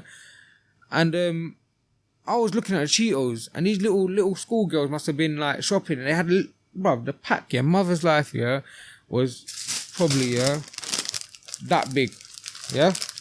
What? That big, yeah. They were selling it for £5. I was thinking, bro, when I was a kid, my mum used to give me £5 to go out with, yeah. You wanna sell that to, like, get a pack of crisps to that. Yeah. Like, I thought it was, like, stay like robbers. Basically, yeah. And this is why I think a lot of people have got away with, like, bro, up until now, you never saw American stores this. Now you see them popping up quite a lot. Like, there's a few around Ilford, there's a few everywhere, right? I'm not saying I've set trends or nothing, but what I'm trying to say is where people have got away, like the bigger stores in London, where they've got away with charging people X amount. like the smaller people have realized, yo, we can get this stock now and still make money on it and not have to rip people off. Yeah. You see what I mean? And that's why like these people are doing well. Instagram pages are doing well because the prices are low. So with the Instagram page, I'll be honest with you, bro. During COVID, yeah, we see a lot set up, and yeah, it did itch me, but at the same time, it just, in the back, this might sound cocky, but in the back of my head, I know how hard this game is. I know it's not for everyone. So if you think you can run it, yeah, run it, bro. I'll help you run it, but when you're ready to sell your stock, let me know. Kind of thing. Do you see what I mean, bro? Like, it's big. I know it sounds a bit big-headed, but let's be honest, bro. I know this. Like, I was speaking to my mate the other day. He does construction, right? Now we were talking, and I said, bro, if I was to do the construction game, I would not have a clue at what I'm doing. Like, tell me to pick up a brick and put it somewhere, bro. Go tell me to get a screwdriver. I'd be like, what's that kind of thing? Do you see what I mean? But if you put me in that game, I'm not gonna know anything. He's making money in that game. You put him in this game, he's not gonna know nothing. It's about knowing the industry, innit? It's not, this game ain't about quick money. It's about knowing the game, having a passion for it, and taking it from there. It's not about let me get some sweet, put in a hamper, make it look rosy, and just send it out there. I mean, that's what you've told me several times as well. Like, you don't even do it for the peas anymore. Bro, you don't even do it for the money. It's more just passion. I'll be honest, this whole thing, the whole side business, everything, I'm setting this up. Yeah, it was to help me while there was no commission, while the market was quiet. But the only reason I thought of this was because I had a love for this. This is all I know. Like, as I said, my surname's a Patel, bro. Like, did you get me? Like, my family, we were the ones that had weddings on a Sunday because everyone had a shop. Do you see what I mean? Everyone had to close shop half day on a Sunday and go to the wedding kind of thing. But that's the lifestyle we were brought up in. I still remember my dad telling me, he goes, in the summer when you was cold, he used to pick me up upside down and put me in a freezer. Like, that's the jokes we had as kids kind of thing. Like, in the shop and stuff. Shop life for you. That's it. Like, my parents tell me, like, stories like how they'd get all the kids together to go, like, out, and I'd get left behind because there's a bunch of kids, they've forgotten me. You know, my mum thinks I'm with my dad thinks I'm with my mum. I'm in the shop in the corner with a box of sweets eating away kind of thing. When they come back and they realise that I'm not there. You see what I mean? So this kind of thing, like, even finding certain stuff, like, if someone come up to me, like your age group, for example, if you open a snack page tomorrow and someone offered you a Campino, would you know what it is? No. Like, do you see what I mean? Now, I know what that is and I will get it in. I know that's going to sell for me because I know X amount of people know what it is. Yeah. Do you get me? And most people don't have that knowledge behind it. They just think, oh, it's just whatever sells kind of thing. I know exactly what you're saying. Like, I wouldn't... And this is the thing with CEOCAST, it's allowed me to learn a lot more about business and stuff. And I know for a fact it's not easy to just jump into the deep end of any business. Like, you really have... This is why everyone says start off with a passion. Well, do what you know. Yeah, do what you know. Exactly, yeah. Do, like, have a love for it, have a passion for it, breathe it, sleep it, everything. Like, but my family, my missus especially, she'll be like, all you think about is shop. All you do is shop. Bro, for me, it's not work. Like, I will happily sit there all day long thinking about this design. Like, look, bro, even our floor stickers, yeah? Yeah.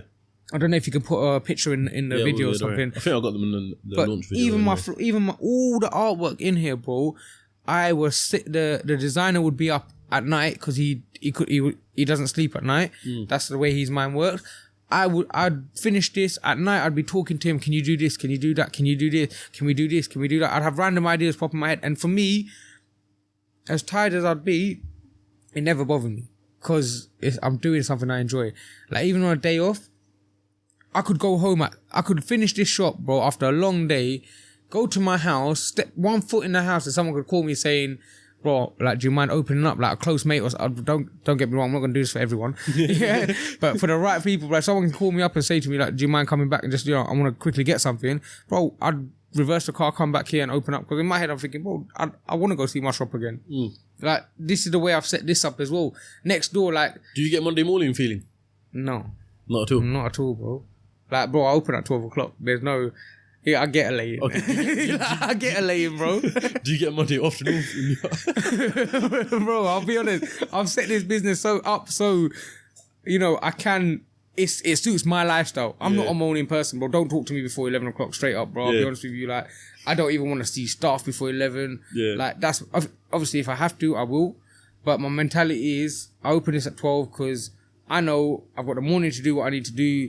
If I wake up to do it, kind of thing. If I don't, you know, if I finish late in the night, if I have... Basically, with my first shop, bro, I was... As I said to you, I was always late places, always tired. With this, I've set it up so I can enjoy my life a bit, can work my hardest when I need to work my hardest, but can still have my fun as well, bro. Like the Monday, for example, I mean, what's the time right now? We're here like 11:30 doing this podcast. If you have to open at 8 in the morning tomorrow, that's peak, innit? But I still think with this business, if I had to open at 8, I'd still come in smiling kind of thing. But I'd be tired, you see what I mean? Yeah. Whereas now, if you want to meet me tomorrow morning, I can still meet you before 12, bro. Yeah, for real. Do you see what I mean? That's the way I planned it. So if I do have any meetings or anything, if I do need to do anything, I can. If I want to wake up late, I can. You know, that Monday morning feeling can be slept over kind of thing. Do you see what I mean? But here, even with this shop, I'll be honest, next door, when we had next door up and running, in my head, that was everything to me. I walked in every day smiling, like I never got bored of that place. But when as soon as this shop started like 4 minute shape, I hated that shop. At what point did you leave the estate agency? Okay, so basically February, end of February, 28th February, I gave my notice in December. I had 2 months notice period and all that crap. Yeah. Gave up in February. The aim was in March I turned 30. So March I didn't have a break. Obviously, when I was doing the 2 jobs, I didn't have a break in a good year, 2 years. Right. Yeah. So my aim was in March to I'm turning 30. I was gonna blow it out, kind of thing. Like just go on. I had a few holidays planned, a few parties planned for my 30th. That was my month to go ham, do all my stupidness before this goes full time. Because the aim was to open this in April full time. Yeah. COVID came. There was no chance to have my fun. Everything got locked. I had to cancel a trip to Marrakesh. Yeah. A few hours before meaning to leave. Wait, was it Marrakesh with the boys? With the 18 boys, bro. Yes, bro. Don't please. Yeah. Let's not go there, bro. Let's not go there. It still hurts, brother. But like, bro. If you lot have been Marrakesh with the boys, you know exactly what I'm talking about. Bro, like it's just like McDonald's. It was crazy, brother. It was crazy. I cancelled that. Then we was planning to go to Amsterdam for my birthday. That got cancelled. Everything got cancelled, and it was like, fine. Like, I'm not doing nothing. The shop needs to be open. Let's just go full time now. Yeah. Let's implement the rules that we need to with COVID. I shut for, I think when the lockdown happened on a Monday, I shut for 3 days, implemented the rules that I was meant to implement, and opened on the Thursday. The reason for shutting for them 3 days was because as soon as lockdown came, I was worried about people rushing, not having no care in the world. And just taking the whole stock. Not even taking the whole stock, but just rushing to get in thinking that I'm going to be closed now. Yeah. And then, having big crowds. I didn't want to do that. I thought, let me just kill that crowd down, stagger it out, and by the 3rd day, we can open up on a calm vibe kind of thing. Normally, people would want to do the opposite. Bring them all crowd in quickly. No, bro. Because they're panicking and that. Bro, the point of COVID was let's care about everyone's health. It wasn't just let's care about me and my pocket at the time. Yeah, for real. Do you get what I mean? And I'll be honest, with this business especially, we're part of a community, bro. Collier Row especially, they've got a Facebook group, like they're very active. That's what I've noticed, especially on the launch. Everyone knows you. Bro. As Mr. P's, we had a lot of boys, a lot of girls coming up to you saying, you know what's mad? Celebrity corner shop. You're the celebrity, bro. People say, Mr. P, can I get a picture of you and all that? No, bro. I'll be honest, we treat everyone like family. Like you, bro, you've known me a small amount of time. Yeah. Bro, there's always big love with people. If I see there's good in someone, bro, I always treat them right. Yeah. And then anyone that comes through my door, bro, I've got a new apprentice that works with us now. She's trained that everyone that comes through that door, I don't care how bad your day's been. Yeah, that's not the point. At business, at work, everyone that comes through that door gets a big smile and a big welcome. Bro, if you go onto my Google reviews, bro, everyone mentions that. I've got 5-star reviews all throughout, like warm welcomes, great service, this, that, and the other. Yeah. Because hands down, I will not be beaten on my customer service, bro. If someone can tell me, I went here and they gave me better customer service, bro, I've never had that happen to me in my life. But even when I was working at Audi, I was the front of customer service. Like, something went wrong in Audi, the main manager would call, even on my day off, she'd call me in and say, can you deal with this issue? Because I knew how to treat people the right way. Like, at the end of the day, bro, like, if someone's coming to a business... Do you ever see any of your ex-colleagues over there come here? Yeah, bro. I go there as well. Like, we still see each other. Bro, I'll be honest, they love what I do kind of thing. They're like, it's crazy. You've opened a shop opposite where you used to work. Yeah. Like, it's crazy. And I'll be honest, when I worked in London... Bro, I worked in London for a reason, because I wanted to leave this area. It was like, I live in this area. I work in this area. It's like... all I see is this area. Like, I wanted to get to London. I wanted to put a suit on. Bro, I've done it for 2-3 years. I was like, bro, now I realise why parents live close to their work. It's such a nice feeling being able to get home in 10-15 minutes rather than 2 hours. Do you see what I mean? Like, I've got more time at home, more time to myself.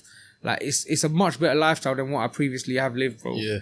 I have like it's been mad, bro. It's been mad. The come up to get here has been mad, bro. Yeah, and you know what? It's obviously been a mad journey, and the launch for it turned out amazing. And the one thing I loved out of everything is that it wasn't just your launch. If you know what I mean, is like you brought on other businesses. 100%, bro. For example, 100%. shout out to everyone here.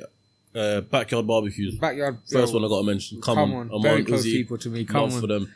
Banging burgers. Anyway, people like them. Crumptious cupcakes. Yeah, they're new chop and products. roll. Yeah, we had Buyers Waffle. We had Yeah. Petite Bouchers.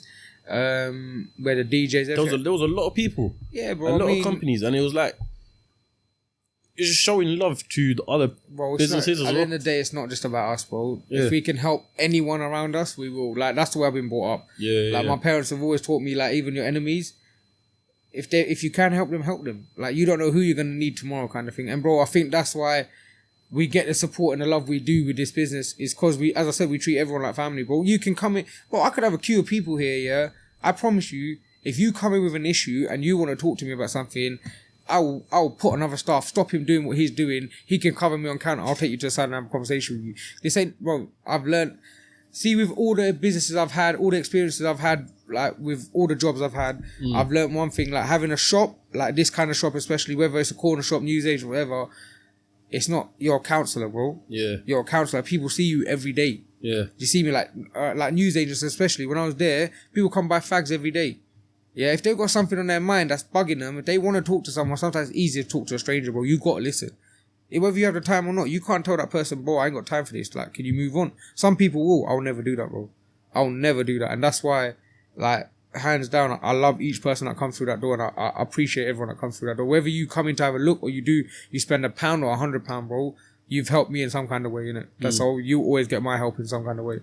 And that's, bro, I've seen a lot of my customers, like, say to us, like, you're not just a shopkeeper, you're a friend now, innit? You're a family kind of thing. And bro, I love that, bro. I love that. Yeah, I mean, even I feel like family. I feel like, you know, it's mad.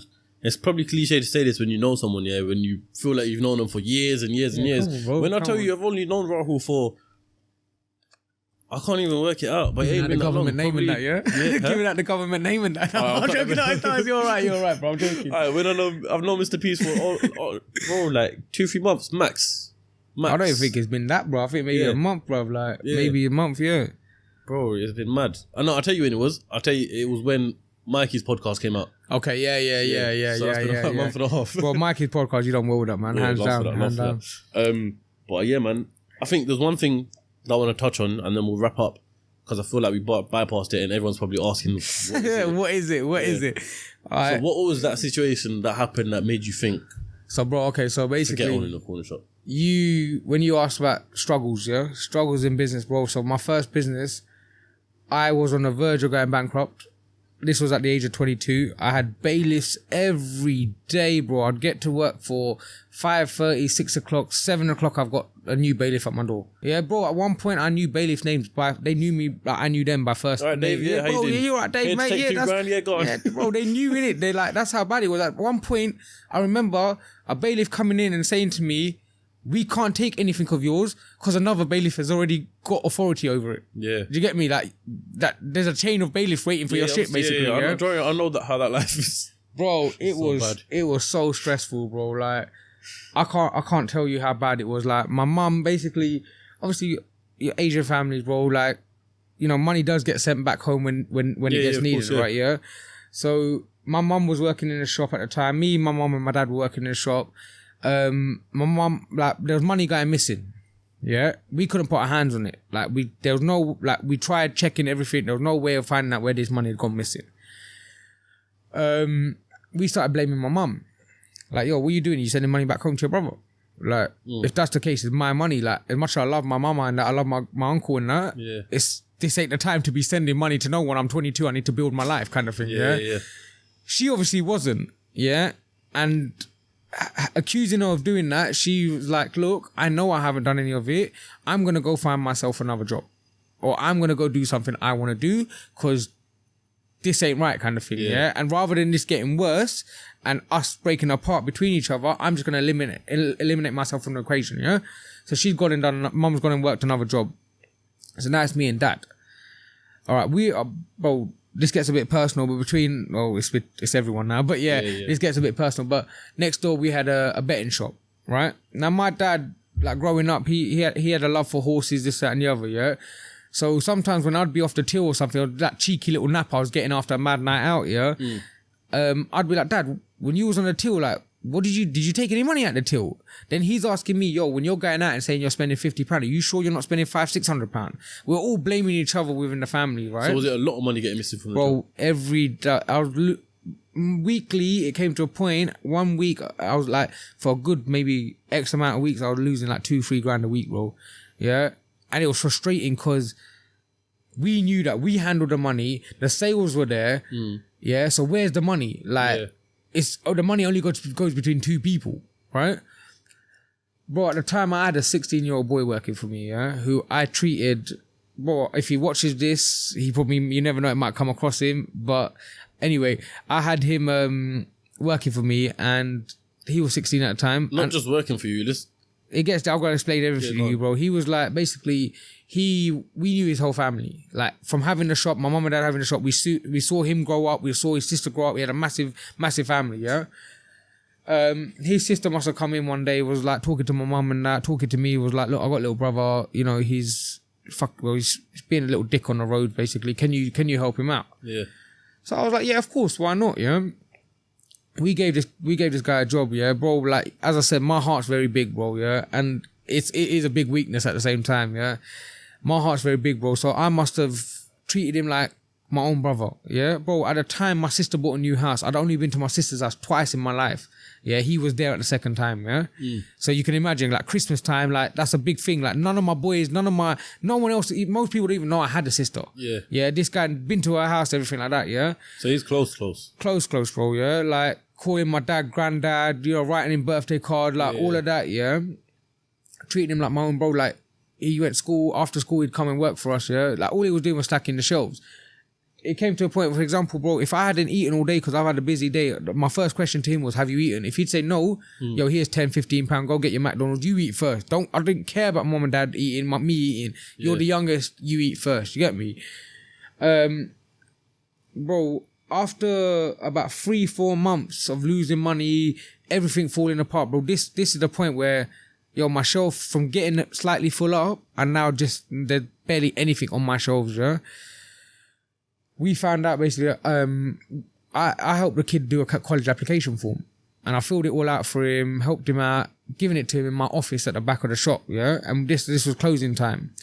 And I said, make sure you post this. We closed the shop, we've gone to the pub next door, we used to play pool, dad used to have a drink, we used to go home, yeah?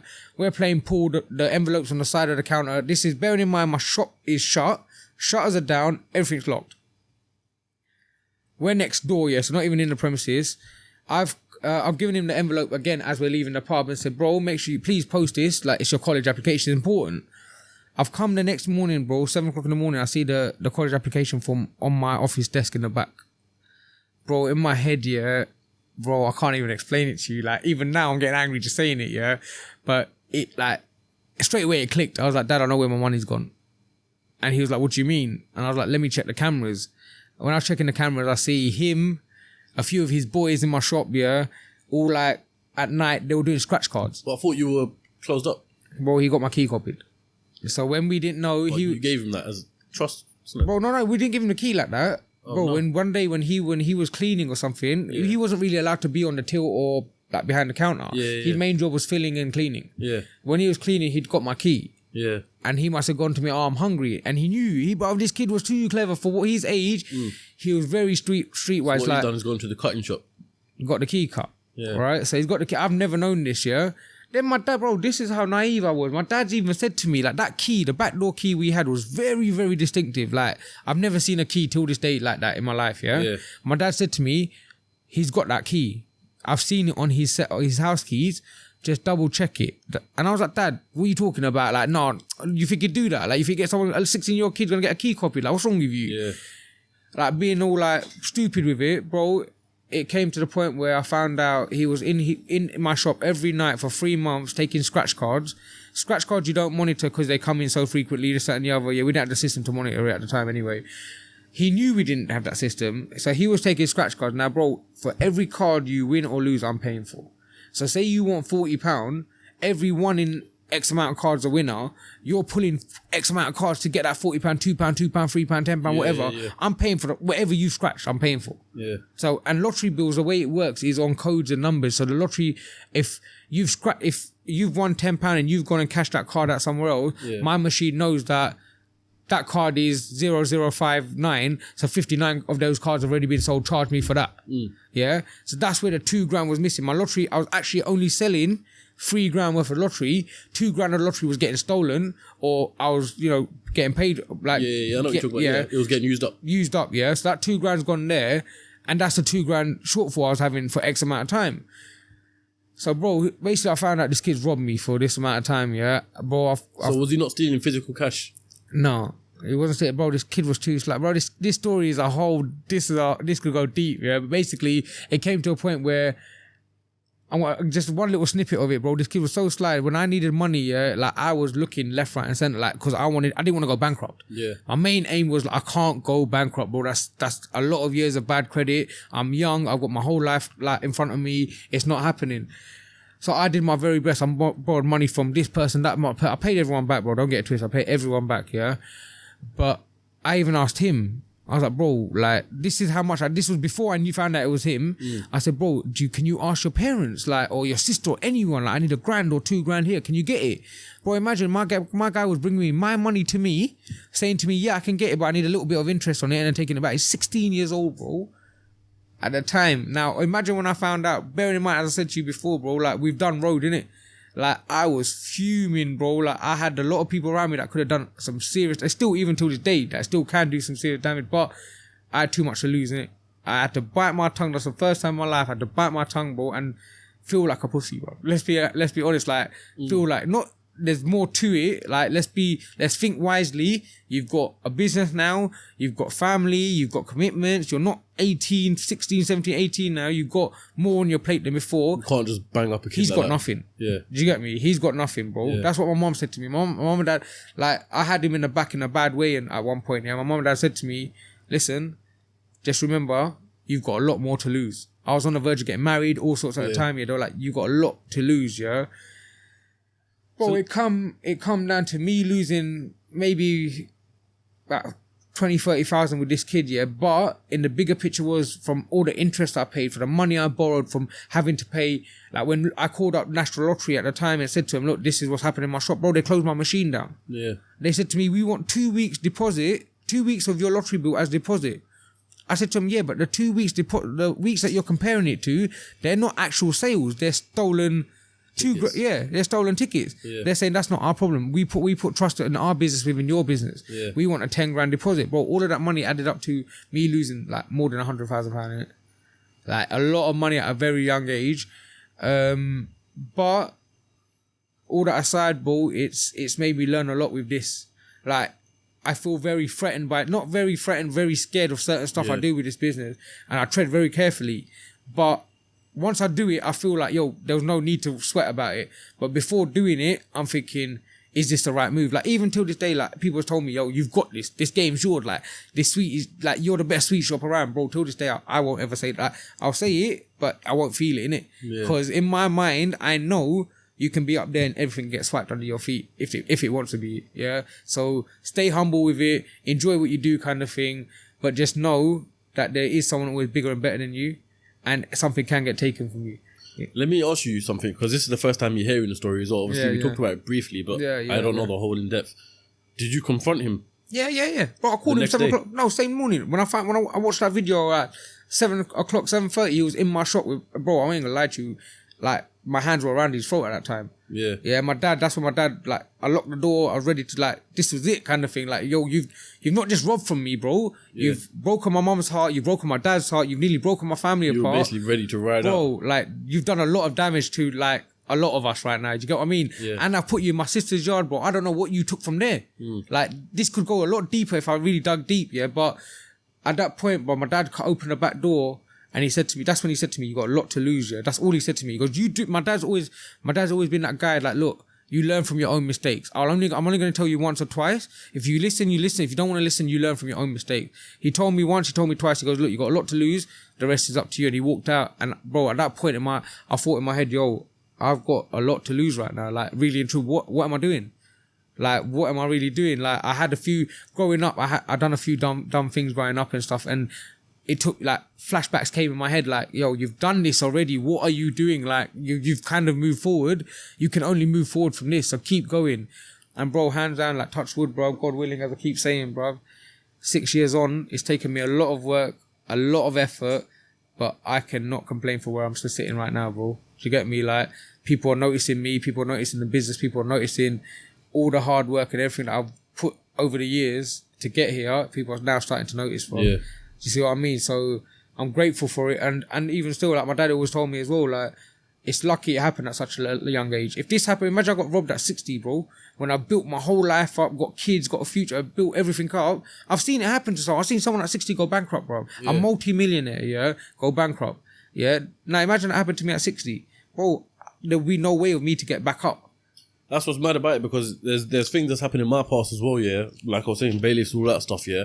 And when I tell people about it, like my dad or whoever it may be, they always say, bear in mind, this happened to me 3 years ago, yeah. So when I was 19, 20. So they're like to me, you're lucky it happened to you at a young age. 100%, bro. You're lucky it happens at a young age. And you know what? You learn exactly. I don't regret anything.